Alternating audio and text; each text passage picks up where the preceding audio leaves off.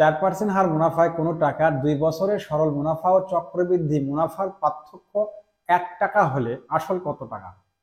এই অঙ্কে মুনাফা নির্ণয় করতে হবে, সরল মুনাফা এবং চক্রবৃদ্ধি মুনাফা, এবং এই সরল মুনাফা ও চক্রবৃদ্ধি মুনাফার পার্থক্য দেখাতে হবে যে পার্থক্য 1 টাকা হলে আসল কত টাকা।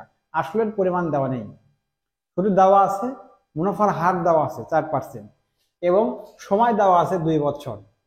আমরা যদি সরল মুনাফা আগে বের করি, 2 বছরের সরল মুনাফা এবং 2 বছরের চক্রবৃদ্ধি মুনাফা বের করি, দুইটার পার্থক্য করলে যে 1 টাকা হবে, ওখান থেকে ঐকিক নিয়মে কিন্তু আমরা এর আসল কত টাকা আমরা বের করতে পারবো।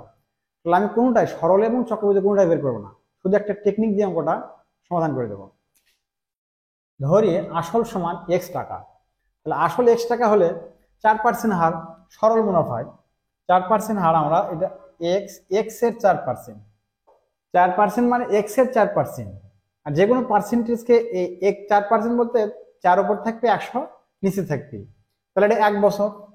এখানে বলা আছে 2 বছরের কথা, তাহলে আবারও এটাকে যে মানটা আমরা বের করবো, এখানে x দিয়ে গুণ করে যে মুনাফাটা পাবো আমরা 1 বছরে মুনাফা যদি পেলাম, এটাকে আবারও যদি গুণ করি আবারও আরেক বছর, আরেক বছর 4%, সুদের হার যদি একই ছিল 4/100 সমান কত টাকা পার্থক্য? 1 টাকা। এই সত্য থেকে বা এই টেকনিক থেকে কিন্তু আমরা এই যে কাল্পনিক আসল ধরেছি, এই আসলের মানটা আমরা বের করতে পারবো। কিরকম? আমরা 4 দ্বারা 100কে কাটবো, 25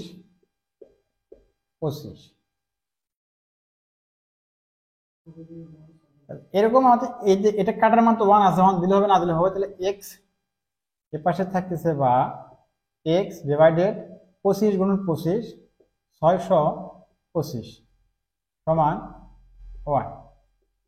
এটা বজ্রগুণ করতে পারি, x এর মান যদি বের করবো আমরা, এই এখান থেকে 1 এর নিচে 1 আছে, 1 দিয়ে x গুণ করলে x এবং এই 625 দ্বারা 1 গুণ করলে 625 হবে।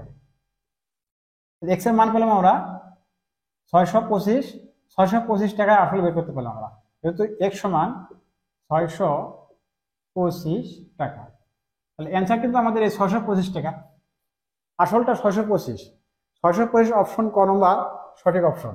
আমরা টেকনিক দিয়ে আর অ্যান্সারটা বের করতে পারলাম 625 টাকা আসল, কিন্তু আসলে টেকনিক নয়, এটা আমরা বেসিক দেবো, কারণ বেসিক না জানলে টেকনিক তো করা যাবে না।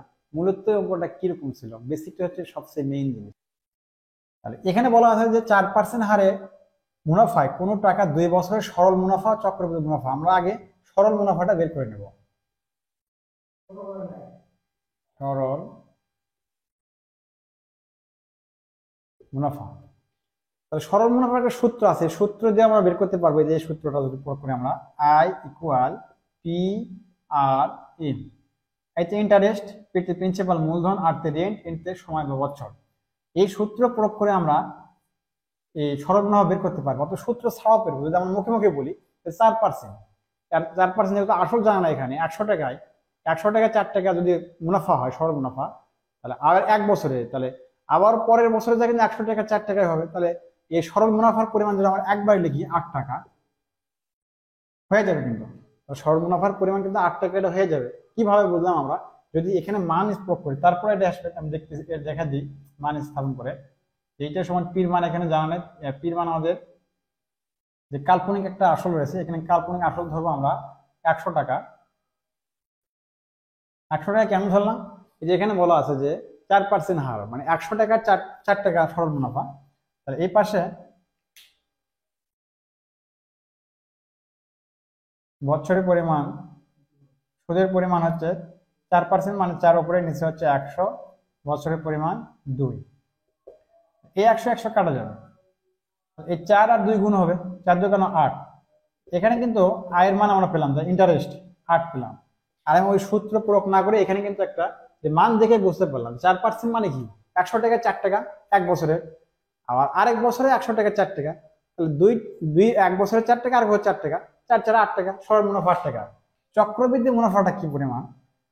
এই নিয়মে চক্রবৃদ্ধি মুনাফা বের করবো আমরা। চক্রবৃদ্ধি মুনাফা, চক্রবৃদ্ধি মুনাফা বের করার জন্য আমরা চক্রবৃদ্ধির সূত্র প্রয়োগ করতে পারবো, অথবা সরল মুনাফার সূত্র দিয়ে চক্রবৃদ্ধি মুনাফা পরিমাণ বের করা যাবে। কিভাবে? যদি 4% হার মানে কি, 100 টাকার 4 টাকা, তাহলে এটা কিন্তু প্রথম বছরে, 1 বছরে। তাহলে কাল্পনিক 100 টাকার উপর 4 টাকা সুদ, তাহলে 1 বছরে কিন্তু 100 টাকা আসল ছিল আর 4 টাকা সুদ হবে। তাহলে তার সুদ আসল কত? সুদ আসল হচ্ছে 104 টাকা। যদি আমরা এখানে সমাধানটা করি তাহলে আর ক্লিয়ার হবে যে সুদ আসল সমান 104 টাকা প্রথম বছর। তাহলে দ্বিতীয় বছরে কি হবে? দ্বিতীয় বছরে সে 4% হারে মুনাফা পাবে। কিন্তু বিষয়টা হচ্ছে এই টাকার উপর, 100 টাকার উপর না, সে 104 টাকার উপর 4% হার মুনাফা কত টাকা বের করতে হবে, কত টাকা আসে এটা বের করতে হবে। তাহলে 4% হার মানে 100 টাকায় 4 টাকা, 100 টাকা আসবে 4 টাকা, এবং এই যে টাকা 104 টাকা। এখন যেহেতু 1 বছর পর তার সুদ এবং আসল মিলে তার সুদ আসল হয়েছে, যদি আমরা এইটা চক্রবৃদ্ধি বের করবো, তাহলে 104 টাকায় কয় টাকা আসবে? 4 দ্বারা আমরা কি 100 কাটলাম, 25, 25 এটা আমরা 25 দ্বারা ভাগ করব 104-কে। এই 25 দ্বারা 104-কে ভাগ করলে 4.16 এটা হবে। তাহলে এই সুদটা পেলাম আমরা কোন বছরে? দ্বিতীয় বছরে যাই সুদের পরিমাণ পেলাম। আর প্রথম বছরে কত পরিমাণ সুদ পেয়েছে? প্রথম বছরে 4 টাকা, কারণ 100 টাকায় সে 4% হারে, তাহলে 4 টাকা সুদ হচ্ছে। প্রথম বছরের সুদ 4 টাকা আর দ্বিতীয় বছরের সুদ হচ্ছে 4.16। এইটা তার মোট সুদ। তাহলে এই মোট সুদ যোগ করে দিই আগের বছরের সুদ এবং এই পরের বছরের সুদ, প্রথম বছরের সুদ এবং দ্বিতীয় বছরের সুদ যোগ দিয়ে আমরা এই যোগ দিয়ে যে রেজাল্ট পাবো 8.16, এটা হচ্ছে আমাদের চক্রবৃদ্ধি মুনাফা। চক্রবৃদ্ধি মুনাফার পরিমাণ পেলাম 8.16 টাকা। এই সরল মুনাফা ও চক্রবৃদ্ধি মুনাফার পার্থক্য করব। পার্থক্য করে কি পরিমাণ টাকা থাকে, পার্থক্য করে কিন্তু 1 টাকা আসবে না। এখানে যে বলা আছে 1 টাকা হতে হবে না, 1 টাকা এই সত্তর পক্ষে আমরা আসলটা বের করবো। তাহলে এই দুটো পার্থক্য যদি করি আমরা, যেখানে সরল পার্থক্য করলাম আমরা, পার্থক্য দুইটা মুনাফার পার্থক্য, এই পার্থক্যটা হচ্ছে সরল এবং চক্রবৃদ্ধি মুনাফার পার্থক্য। তাহলে 8.16 মাইনাস 8, এটা যদি বিয়োগ করি আমরা তাহলে আমরা পাবো 0.16। এই 0.16 যে পেলাম এইটা এই সরল এবং চক্রবৃদ্ধি মুনাফার পার্থক্য। তাহলে আমরা এখন আসল বের করবো কিভাবে? তাহলে 0.16 যদি পার্থক্য হয়, আসল আমাদের 100 টাকা, কিন্তু কাল্পনিক আসল আমরা 100 টাকা ধরছি, কারণ যে 4% হার মুনাফা হয়, আসল যে 100 টাকা ছিল। পার্থক্য 1.6 টাকা হলে আসল হচ্ছে 100 টাকা। তাহলে অতএব অঙ্কে পার্থক্য আছে কত? অঙ্কে পার্থক্য আছে 1 টাকা। ঠিক আছে, এখানে আমরা একবার দিলাম 1 টাকা পার্থক্য হলে আসল কত হবে? তাহলে অবশ্যই এটা কিন্তু ভাগ হবে, যে 1 আছে, 1 থাকার কারণে এই 0.16 এটাকে অবশ্যই ভাগ দিতে হবে। কার নিচে? 100 নিচে ভাগ দিতে হবে। 100 ভাগ 0.16, তাহলে 100-কে 0.16 দ্বারা যদি ভাগ করি তাহলে কি আমাদের রেজাল্ট 625 টাকা আসবে? কেমন লাগতেছে দেখতে? মনে হয় আসবে না, না? কিন্তু আমরা কখনো কি ভাবি যে একটা পূর্ণ সংখ্যাকে একটা ভগ্নাংশ সংখ্যা দ্বারা ভাগ করলে অবশ্যই সেটা পূর্ণ সংখ্যা হয়ে যায়। তাহলে দেখি আমি সেটা দেখবো। যদি এটাকে আমরা ভাগ করি তাহলে এই যে ভাগ বলতে কাটাকাটি, আমরা এখানে ভাগ করে দেখাতে পারি বা এখানে আমি এটা ক্যালকুলেটর করতে পারি।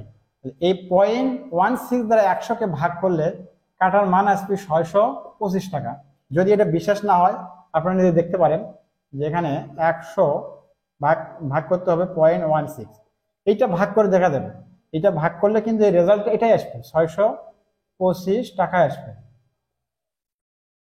তাহলে অ্যান্সারটা কিন্তু 625 টাকা। আমি প্রথমত আগে যে টেকনিক দিয়ে বের করছি, তাহলে বেসিক দিয়েও কিন্তু বের করলাম 625 টাকা।